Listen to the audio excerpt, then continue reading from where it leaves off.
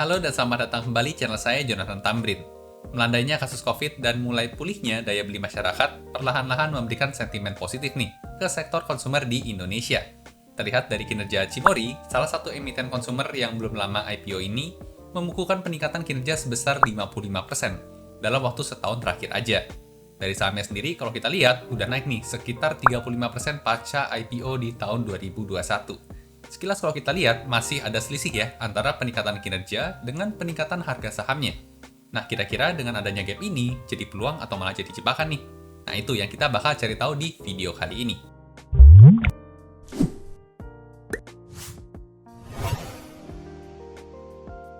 Buat teman-teman yang baru pertama kali nonton, di channel ini, sharing hal-hal seputar saham dari sudut pandang fundamental. Ada analisa saham, ada mindset investasi, dan ada update berita terkini. Jadi, buat teman-teman investor boleh banget nih, diklik tombol subscribe dan nyalakan lonceng notifikasinya, biar nggak ketinggalan update-update video berikutnya. Di video kali ini, saya mau sharing hasil analisa fundamental, valuasi, dan prospek saham Cimory, update kuartal 3 tahun 2022. Kita akan coba lihat ya, secara fundamental, seberapa bagus sih saham Cimory ini, dan apakah masih layak untuk dikoleksi di harga saat ini. Seperti apa? Yuk langsung kita lihat aja pembahasannya. Oke, sekarang kita akan masuk ke pembahasan kinerja naik 55% setahun terakhir. Semenarik itukah saham Cimory? Analisa fundamental, valuasi, dan prospek update kuartal 3 tahun 2022. Nah, seperti biasa kita akan bahas dulu ya sekilas profil perusahaan yang mau kita bahas di video kali ini. Kita akan bahas Cimory. Nah, PT-nya adalah PT Cisarua Mountain Dairy Tbk. Kode sahamnya CMRY. Dan kalau kita lihat sejarah didirikannya, Cimory ini sudah didirikan sejak tahun 1993 nih. Atau kurang lebih udah 30 tahun nih beroperasional di Indonesia. Untuk IPO sendiri tergolong baru ya, baru di tahun 2021 kemarin. Sedangkan kalau kita lihat kepemilikan masyarakatnya, ada di angka 15% nih, dimiliki oleh masyarakat. Porsi kepemilikan masyarakat di angka 15% ini tergolong cukup kecil ya, apalagi kalau kita biasa membandingkan emiten-emiten lain itu di kisaran 30-40% kepemilikan masyarakatnya. Berarti dalam kasus Cimory ini, pemegang saham pengendali masih bisa sangat leluasa sekali ya, buat ngambil keputusan buat si Cimory ini. Nah, selanjutnya market cap per video dibuat ada di angka 36,9 triliun rupiah nih. Jadi hampir blue chip ya, kalau kita pakai patokan blue chip itu di atas 40 triliun rupiah. Tapi untuk saat ini masih tergolong second liner. Nah, selanjutnya kalau kita lihat dari segmentasi revenue-nya dari laporan keuangan terbagi menjadi dua ya. Yang pertama adalah dairy product yang menyumbang 57% dari total revenue-nya Cimory. Kemudian untuk segmentasi yang kedua adalah consumer foods nih, yang menyumbang 43% dari total revenue-nya. Nah, seperti yang kita tahu, dairy product dari Cimory ini adalah berupa minuman yogurt ya, yang mungkin juga sering kita jumpai kalau kita main ke minimarket atau supermarket. Untuk produk consumer foods-nya, mungkin teman-teman pernah tahu atau pernah konsumsi sosis atau bakso merek Kansler. Nah, merek Kansler ini juga langsung di bawah naungan Cimory yang berkontribusi langsung pada segmen consumer foods mereka. Nah, selanjutnya ada beberapa fakta menarik yang saya temukan dari emiten Cimory ini. Yang pertama adalah emiten membagikan dividen pada tutup buku tahun 2021. Apakah bakal rutin ke depannya? Kita kurang tahu ya, karena emiten sendiri baru IPO di tahun 2021 kemarin. Tapi yang jelas, untuk tutup buku tahun 2021, labanya sudah sebagian dijadikan dividen ya. Kalau kita mau angkanya, untuk dividen payout rasionya ada di angka 63% dan dividen yieldnya waktu itu di angka 1,9%. Jadi lumayan lah buat investor dapat duit jajan tambahan ya. Kemudian fakta menarik selanjutnya, ternyata emiten ini baru diakuisisi nih, sebesar 5,64% oleh General Atlantic. Ini tergolong berita yang masih baru ya, sehingga saya ini kurang lebih pemberitaannya di tanggal 16 Januari kemarin. Nah, siapa sih General Atlantic ini? Singkatnya, mereka sih seperti private equity gitu ya, yang berpusat di Singapura. Mereka melihat Cimory ini menarik, dan berniat untuk menjadi mitra strategisnya Cimory. Jadi kalau kita baca pemberitaannya, General Atlantic ini akan jadi strategic business partner ya, yang kemungkinan besar bakal bantu Cimory untuk membenahi kondisi operasional perusahaan untuk proyeksi 3-5 tahun ke depan. Ya mungkin dengan menekan cost-nya atau bagaimana caranya meningkatkan sales dari Cimory ini untuk ekspansi baik dalam negeri maupun luar negeri. Nah, ini jadi menarik banget ya. Lalu kemudian fakta menarik yang terakhir yang saya temukan adalah Cimory ini termasuk market leader ya untuk produk minuman yogurt yang ada di Indonesia. Jadi nomor satunya nih, si Cimory buat minuman yogurt. Nah, selanjutnya saya mau kasih lihat pergerakan harga saham Cimory ya selama 1 tahun terakhir. Jadi memang setelah IPO, Cimory ini sahamnya sempat turun dulu ya dari harga IPO-nya. Lalu saat ini angkanya sudah lumayan jauh naik di atas angka IPO-nya. Nah, di sini kita bisa lihat pergerakan harga saham Cimory dalam 1 tahun terakhir sudah meningkat sebesar 38,81% ya.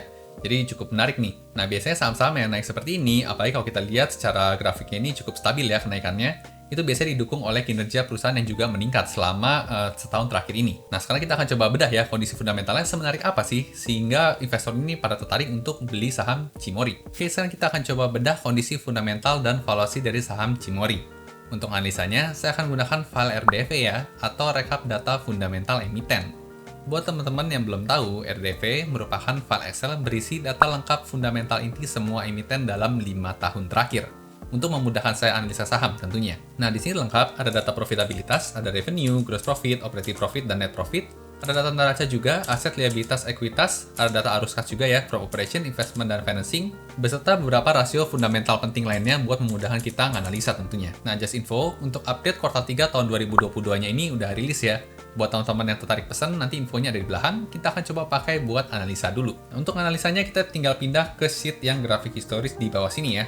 Nah, kita tinggal ketik aja, kita mau menganalisa saham Cimory kali ini, CMRY ya. Nah, setelah di-enter, maka langsung muncul ya semua data fundamental penting buat kita analisa. Nah, di sini kita bisa lihat untuk update-nya sudah yang kuartal 3 tahun 2022. Kita akan coba lihat dari bagian profitabilitas dulu.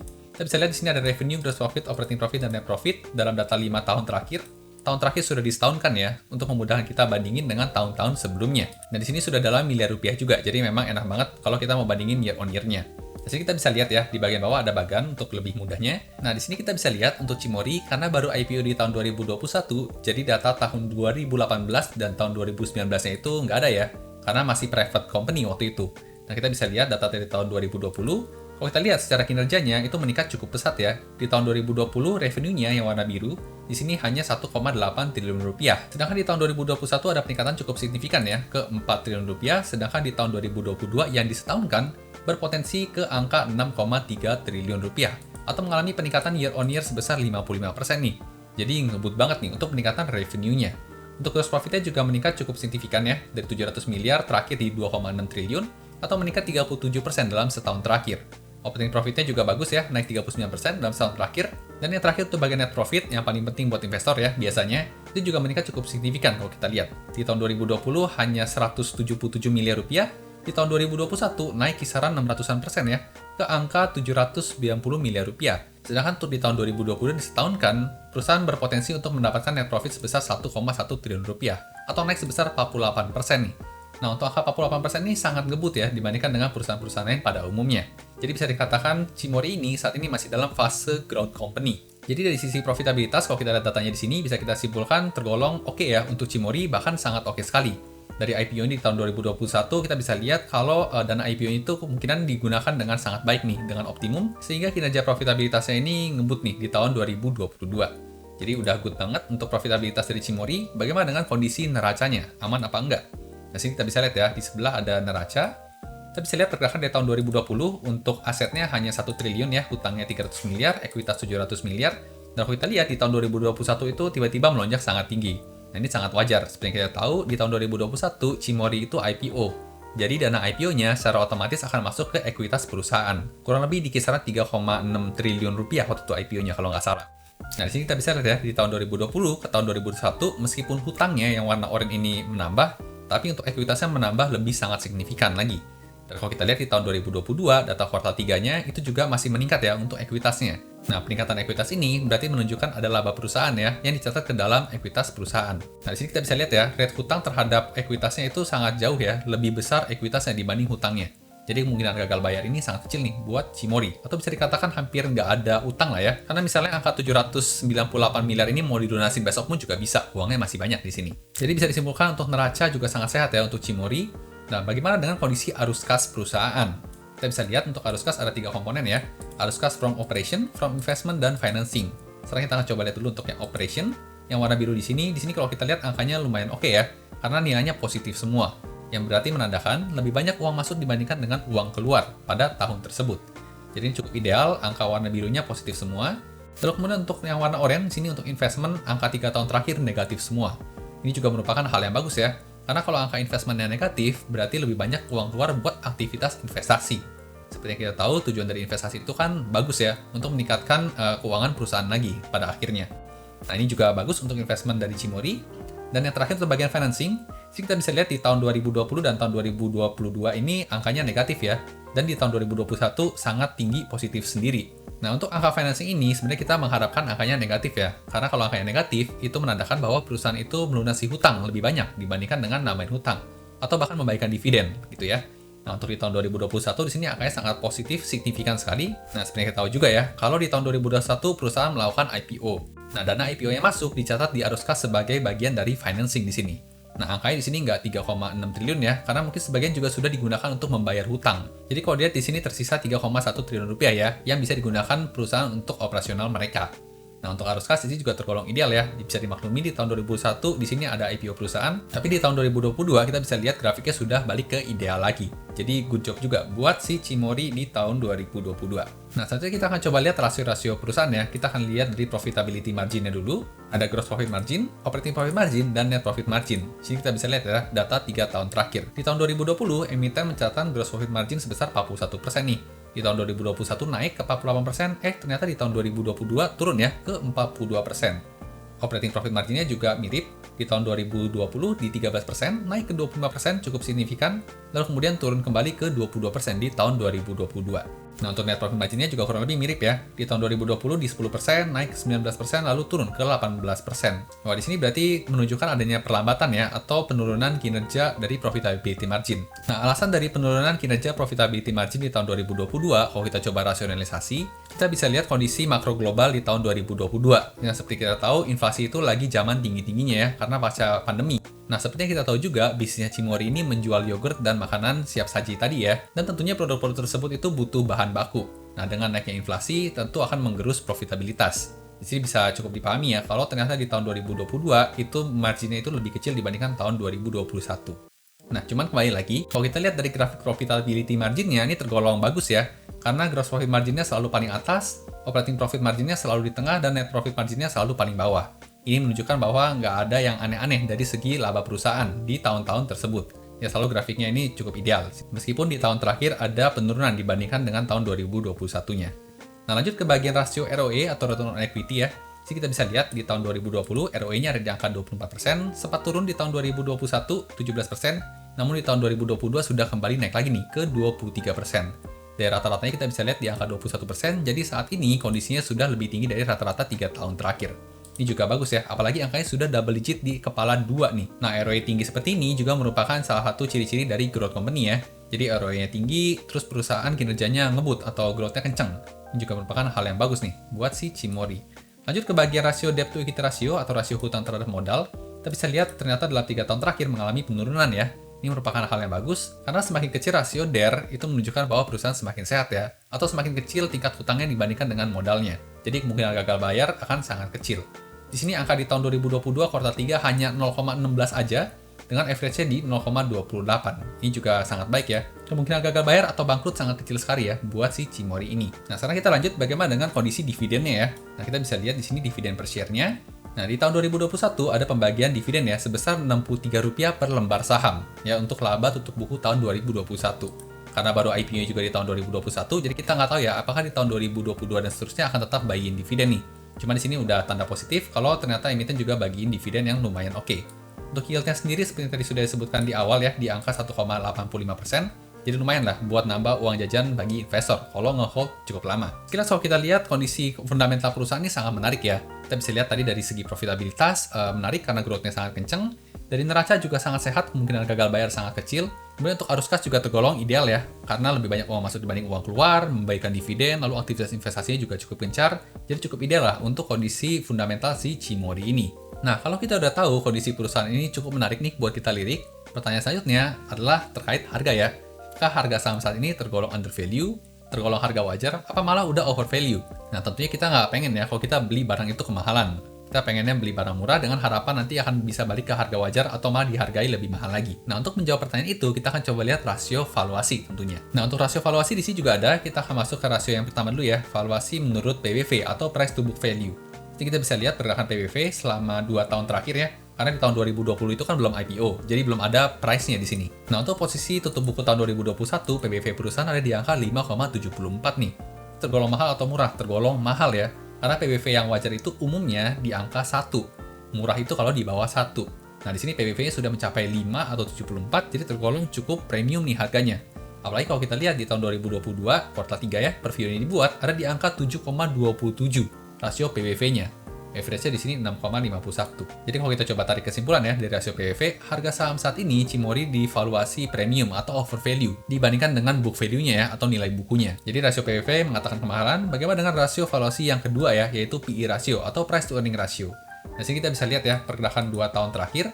Di tahun 2021 itu angka PE rasionya sebesar 34,14 kali. Nah, ini tergolong mahal atau murah, tergolong sangat mahal.